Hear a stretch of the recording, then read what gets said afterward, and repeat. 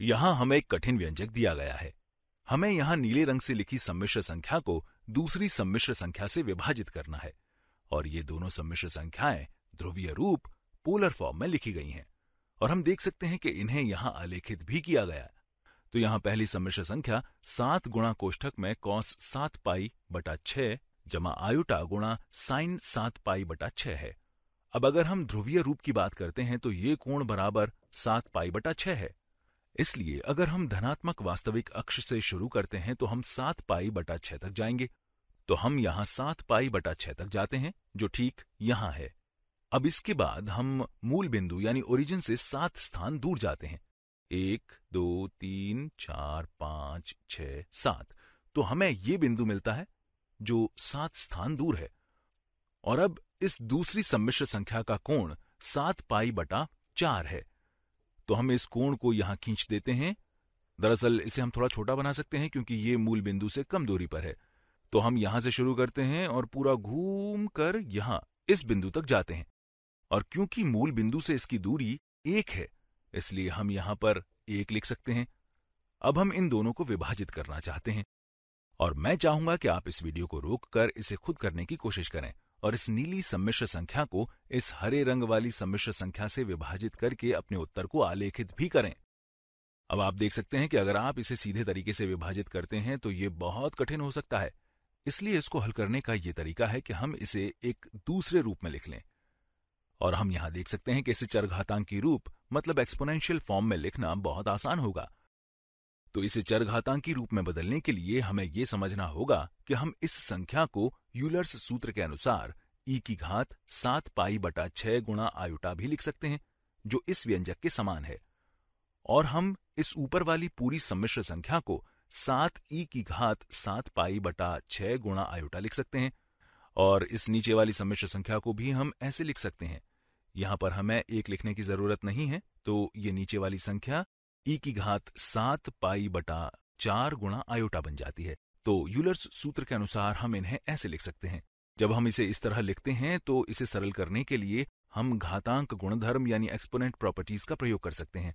हमारे पास यहाँ दोनों आधार समान हैं, इसलिए हम यहाँ इस घातांक को इस घातांक से घटा सकते हैं। तो 7 को 1 से विभाजित करने पर यहाँ 7 रह जाता है। तो ये 7 गुणा ई, इसे दूसरे रंग में लिखते हैं।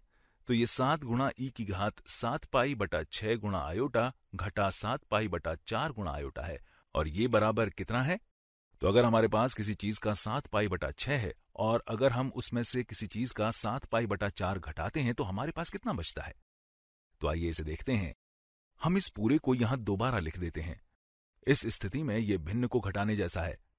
तो जब हम इसे दोबारा लिखेंगे तो इसके हर को हम 12 लिख सकते हैं क्योंकि यही हमारा सारवहर है, या यूं कहिए कि यही 6 और 4 का लघुत्तम समापवर्त्य LCM है। इसलिए हम इसे 14 पाई गुणा आयोटा के पूरे का बटा 12 लिख सकते हैं। तो ये 14 पाई गुणा आयोटा के पूरे का बटा 12 घटा, यहां हम इसके अंश और हर को 3 से गुणा करते हैं और यहां 21 पाई गुणा आयोटा के पूरे का बटा 12 लिखते हैं। तो हमने यहां अंश और हर को 3 से गुणा किया है तो ये बराबर है। यहां हर में हमारे पास 12 है और ये 14 पाई गुणा आयोटा घटा 21 पाई गुणा आयोटा बराबर ऋणात्मक 7 पाई गुणा आयोटा बन जाता है। तो हम कह सकते हैं कि ये बराबर 7 गुणा ई की घात ऋणात्मक 7 पाई गुणा आयोटा के पूरे का बटा 12 है।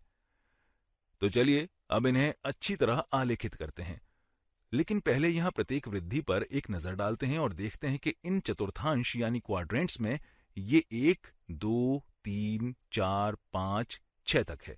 तो हम कह सकते हैं कि इस चतुर्थांश को 6 बराबर कोण में बांटा गया है और ये चतुर्थांश पाई बटा 2 के बराबर है।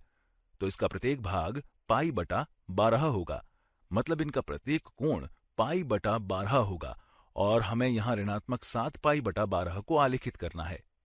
इसलिए हम यहां ऋणात्मक दिशा में जाएंगे, या यूं कहिए कि वामावर्त यानी काउंटर क्लॉकवाइज दिशा में जाएंगे। माफ कीजिए, हम यहां दक्षिणावर्त क्लॉकवाइज दिशा में जाएंगे। तो चलिए यहां से शुरू करते हैं।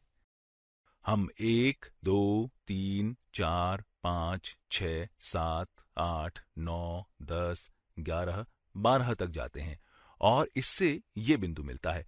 लेकिन मुझे लगता है कि मैंने ये सही नहीं किया है, तो हम देख सकते हैं कि ये पूरा पाई के बराबर है और ये 1, 2, 3, 4, 5, 6, 7, 8, 9, 10, 11, 12 हैं और प्रत्येक भाग पाई बटा 12 के बराबर है और हमें यहां ऋणात्मक 7 चाहिए।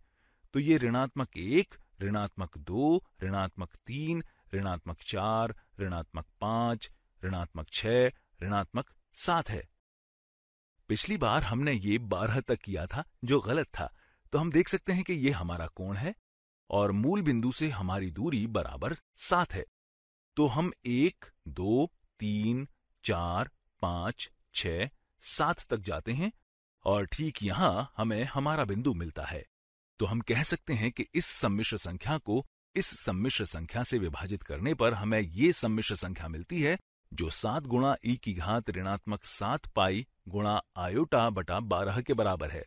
और अब अगर हम इसे ध्रुवीय रूप यानी पोलर फॉर्म में लिखना चाहते हैं तो हम इसे ऐसे भी लिख सकते हैं।